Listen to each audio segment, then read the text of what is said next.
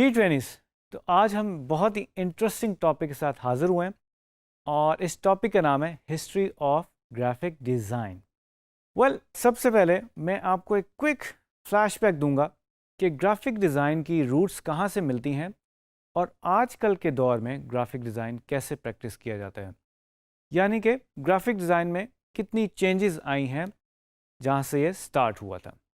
तो जनाब, सबसे पहले प्री हिस्टोरिक एज की बात करते हैं और देखते हैं कि आर्ट के जो रूट्स हैं वो कहाँ से मिलते हैं। हमें केव पेंटिंग्स में आर्ट्स की अर्ली ट्रेसेस मिल जाते हैं। उस दौर में लोगों ने केव्स में पेंटिंग्स बनानी शुरू की और आपस में कम्युनिकेशन करने का एक तरीका ढूंढ लिया। कम्युनिकेट करने के लिए बेसिकली उन्होंने केव पेंटिंग्स में सिंबल्स बनाने शुरू किए और आपस में अपनी बात कम्युनिकेट करनी शुरू की। ये दौर जो था वो 35,000 बिफोर कॉमन एरा था। उसके बाद the beginning of visual language का आगाज़ हुआ और ये आगाज़ हमें इजिप्शियन सिविलाइजेशन में मिल जाता है। इसमें जनाब, evolution of graphic design is language itself and the visual representation with the alphabet, pictographs, hieroglyphics, symbols that represent objects. अब इजिप्शियन दौर में लोगों ने सिंबल्स की मदद से अपनी स्टोरीज़ को बयान करना शुरू कर दिया और इसी तरह हमें एक सिंबल्स के थ्रू कम्युनिकेशन का मोड नज़र आया। जो पिक्टोग्राफ्स हैं, जिसको हम हेरोग्राफिक्स भी कहते हैं, जिस तरह कि आप इस इमेज में देख सकते हैं, डिफरेंट डिफरेंट सिंबल्स हैं, डिफरेंट डिफरेंट साइंस हैं, उसकी मदद से वो अपनी स्टोरी के बारे में बताने लग गए और कम्युनिकेट करने लग गए। इसी तरह एक तरह से आप कह सकते हैं कि लैंग्वेज का या अल्फ़ाबेट्स या लेटर्स का आगाज़ हो गया। इस दौर के बाद फिर शुरू हुई द इन्वेंशन ऑफ प्रिंटिंग। अब प्रिंटिंग के लिए बेसिकली आपको एक सरफेस चाहिए। Graphic design can't be completed without the invention of printing. As early as 6th century, China used wood block or relief printing to stamp design on silk cloths and eventually on paper. Advancements in Chinese printing 200 Common Era to 1040 Common Era. तो थोड़ा सा मैं इसको further explain करता हूँ। Chinese ने basically जब printing के लिए एक सरफेस डिस्कवर कर ली पेपर के फॉर्म में, तो उन्होंने वुड ब्लॉक की मदद से, जिसे आम लफ्ज़ों में आप ब्लॉक प्रिंटिंग भी कह सकते हैं, वो उसके ऊपर उन्होंने इम्प्रेशंस लेने शुरू कर दिए। चाइनीज़ ने फिर इसको फर्दर एडवांस करते गए और अपनी ये जो उन्होंने इन्वेंट की प्रिंटिंग की टेक्निक, इसको फर्दर एक्सप्लोर करते गए और आगे बढ़ते रहे। जो नेक्स्ट स्टेज है that is introduction of mass communication to western culture, यानी कि जो ब्लॉक्स थे वो अब मेटल की शक्ल लेने लग पड़े। इसमें Gutenberg's design replaced wood with metal and printing blocks with each letter. With the Gutenberg press, literature opened up to the masses, making it affordable and accessible. अब यहाँ पे दौर शुरू हुआ कि अब आप प्रोडक्शन जो कर रहे हैं वो मैसेस के लिए कर रहे हैं।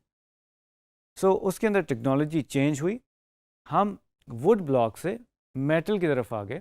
जो मेटल के ब्लॉक्स बने और जो मशीन्स बनी, उसके थ्रू मैस प्रोडक्शन स्टार्ट हो गई और इजी हो गया और प्रोसेस थोड़ा सा मज़ीद एफिशिएंट हो गया। ओके जी, नेक्स्ट स्टेज की बात करते हैं, how the industrial revolution evolve graphic design. यानी कि इंडस्ट्रियल एरा आ गया और मशीन्स आ गई। अब मशीन्स का काम था कि वो प्रिंटिंग को और एफिशिएंट बनाएं और कम वक्त के अंदर ज़्यादा प्रिंटिंग कर सकें। ग्राफिक डिज़ाइन प्रिंटिंग के साथ बहुत ज़्यादा जुड़ी हुई है, connected है। The Industrial Revolution, a period from about 1760 to 1840, introduced new technologies for increasing the efficiency and production of manufacturing processes such as lithography. तो जनाब, लिथोग्राफी क्या होती है? लिथोग्राफी बेसिकली एक स्टोन है और उसके ऊपर बेसिकली एक इम्प्रेशन बनाया जाता था, जिसे बाद में पेपर के ऊपर ट्रांसफ़र कर लिया जाता था। अभी भी कुछ रीजन्स में लिथोग्राफ को प्रिंट मेकिंग के अंदर यूज़ किया जाता है। जनाब, अब हम बात करेंगे कुछ की आर्ट मूवमेंट्स की जो ग्राफिक डिज़ाइन को आगे बढ़ाने में बहुत मददगार साबित हुई। यानी कि ये जो आर्ट मूवमेंट्स हैं ये ओवरऑल आर्ट को भी साथ साथ लेके चली और ग्राफिक डिज़ाइन को भी साथ साथ लेके चली।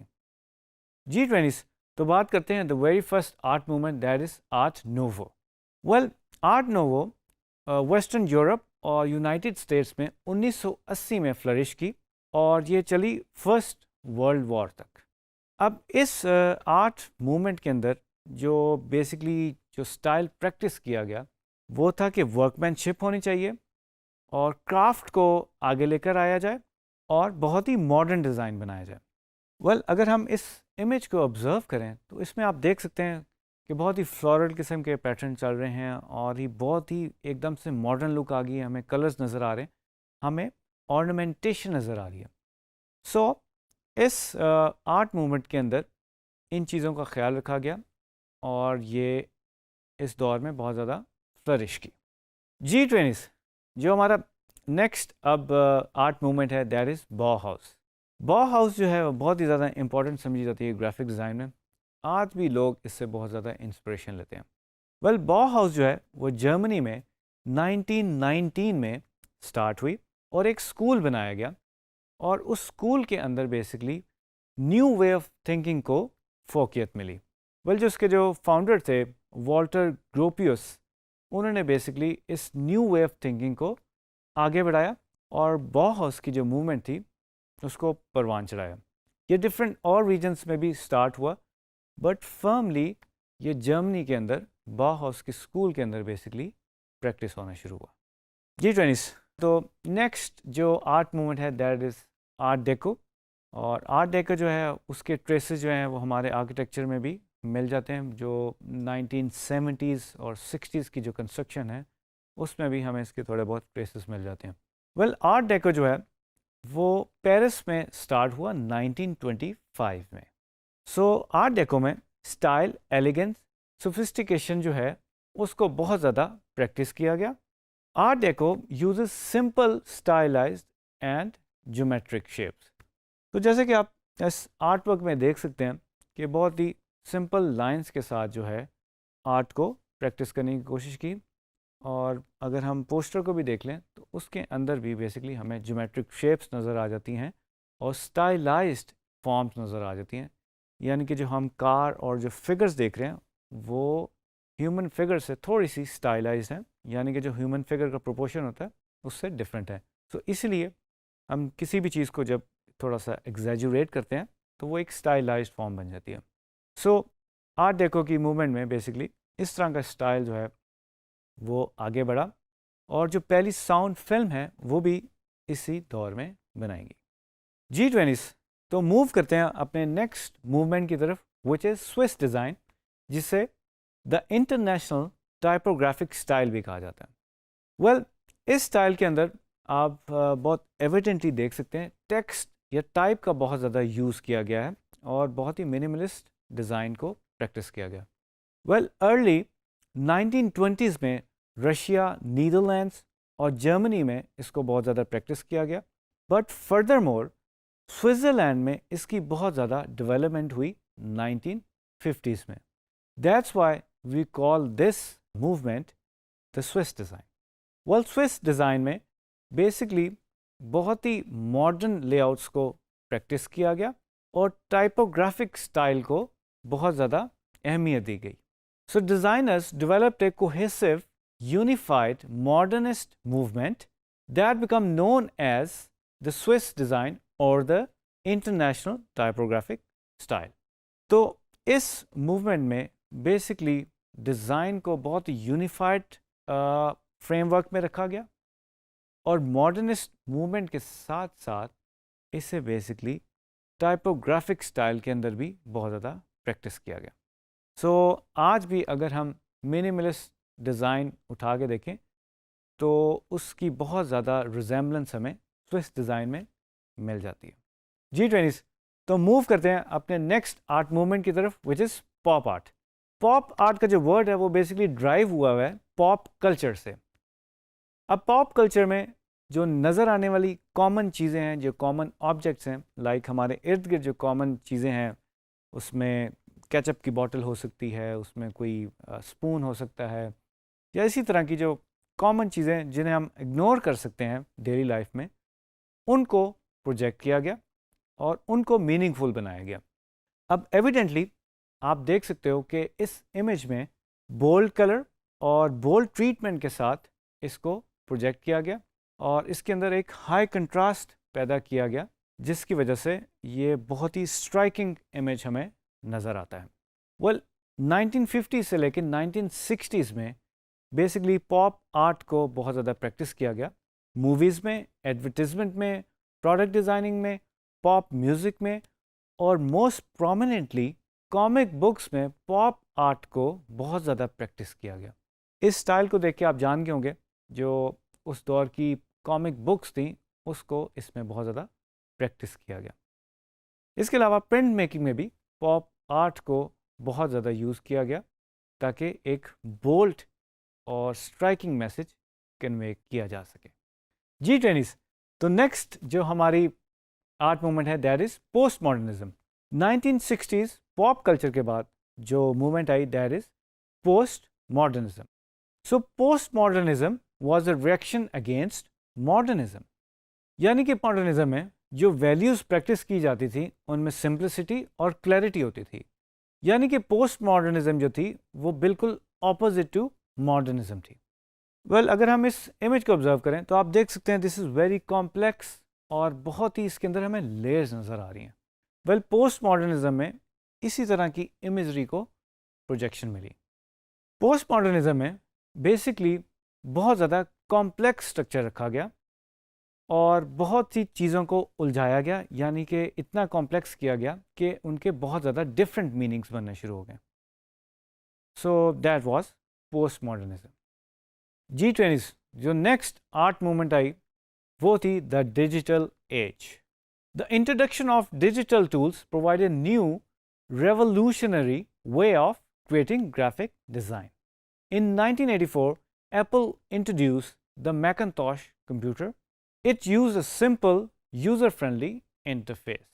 तो जनाब इस दौर में बेसिकली जब हम मैनुअल काम से डिजिटल की तरफ आए तो कंप्यूटर्स की मदद से हमने अपना ग्राफिक डिज़ाइन करना शुरू कर दिया और डिफरेंट टूल्स और एप्लीकेशंस यूज़ करके हम अपना ग्राफिक डिज़ाइन प्रैक्टिस करने लग गए।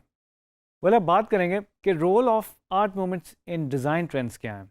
वेल जो अभी हमने बात की वो डिफरेंट आर्ट मूवमेंट्स की बात की और थ्रू आउट द टाइम ये आर्ट मूवमेंट्स जो हैं वो चेंज होती रहीं और ग्राफिक ट्रेंड्स जो हैं वो आगे बढ़ते रहे।